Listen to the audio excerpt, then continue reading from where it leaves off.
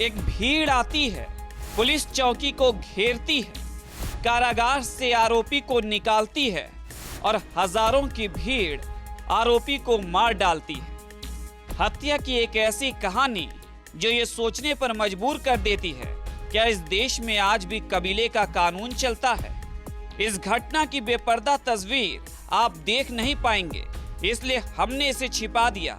इस तस्वीर ने 6 दशक में गणतंत्र की गढ़ी हुई गरिमा को चकनाचूर करके छोड़ दिया। ये घटना नागालैंड की राजधानी दीमापुर की है। हजारों की भीड़ यमराजों की टोली बन गई थी। तस्वीर नंबर 1, ये तस्वीर जेल के बाहर जुटे हजारों लोगों की है।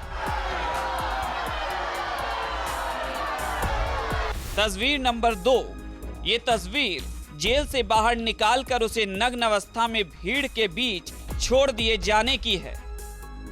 तस्वीर नंबर 3, ये तस्वीर गाड़ियों से बांधकर सड़क पर घसीटने की है। तस्वीर नंबर 4, ये तस्वीर भीड़ के इंसाफ की है। तस्वीर नंबर 5 और ये 5वीं और आखिरी तस्वीर आरोपी के मर जाने की है। गुरुवार को इस घटना में पुलिस सिर्फ तमाशबीन बनकर रह गई। हजारों की भीड़ के आगे पुलिस नतमस्तक हो गई।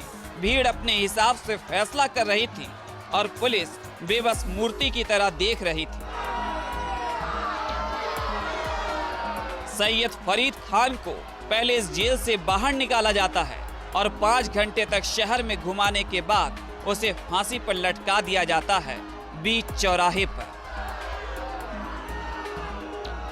सैयद फरीद खान पुरानी कारों का व्यापारी था।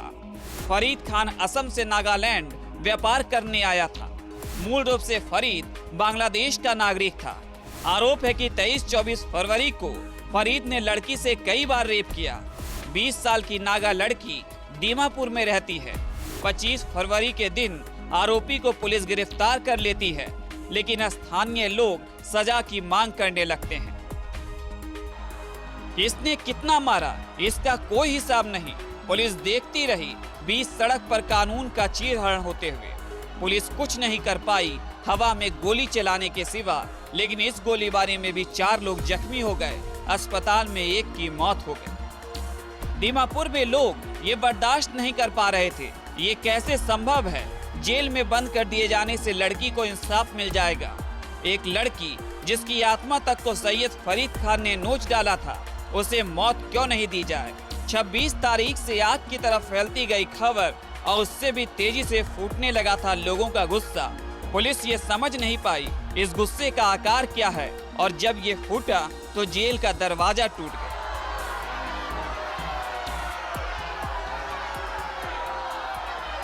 It could ever be allowed. I don't understand how the prison officials allowed it.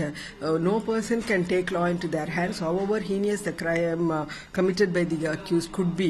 It is the duty of the state to protect them, bring them before the court and secure punishment. ये तस्वीर हमें ये सोचने पर मजबूर कर देती है, क्या वाकई लोगों का विश्वास इस देश की कानून व्यवस्था से दरकता जा रहा? कुछ नहीं बचेगा अगर हमने इस परिस्थिति को यूं ही स्वीकार कर लिया। अगर सरकार ये भरोसा नहीं दिला पाई, तारीख पे तारीख, तारीख पे तारीख, ये संवाद सिर्फ फिल्मों तक ही सीमित है तो ठीक, वरना ये गारंटी कोई नहीं दे पाएगा। जेल से बाहर निकालकर चौराहों पर इंसाफ देने की ये घटना पहली थी और आखिरी भी। Bureau report, news 24। यौन हिंसा जैसी जो घटनाएं हैं उनको हमारा समाज जो है वो उसकी बर्दाश्तगी से बाहर हो चुकी है, और जो सिस्टम्स इन प्लेस हैं असल में वो अपनी जिम्मेवारी अगर समयबद्ध तरीके से और पूरी निष्ठा के साथ निभाएं तो इस तरह की घटनाएं सामने ना आए। People have taken such an extreme step. I think this is the real reason behind that. They don't believe, they don't trust their police force and judiciary there. ये सब जानते हैं, ये दहलाते हुए दृश्य भारत के सभ्य समाज का हिस्सा नहीं हो सकता, नहीं पूजी जा सकती। इस देश में सामाजिक स्वीकृति के साथ शहर के चौराहों पर बर्बरता, कबीलाई आचरण पर ये देश नाज नहीं कर सकता, लेकिन फिर वही सवाल, क्या सालों तक उलझ कर रह जाती है उम्मीदें? क्यों एक हिरन की हत्या का मामला सुलझाने में लग जाते हैं 16 साल? क्यों 39 साल तक इंतजार करना पड़ता है मंत्री के परिवार को? क्यों सिनेमा हॉल में हुए हादसे की जांच में लग गए 16 साल? क्यों 31 साल तक नहीं हल हो पाया भोपाल गैस कांड का मसला? क्यों 3 साल तक निर्भया के दोषियों को सजा तक नहीं हो पाई? ये सारे सवाल ऐसे हैं जिस पर हमें सोचना होगा। कहीं ये सवाल मजबूर तो नहीं कर रहा लोगों को अराजक बनने में, लोगों को निरंकुश बनने में?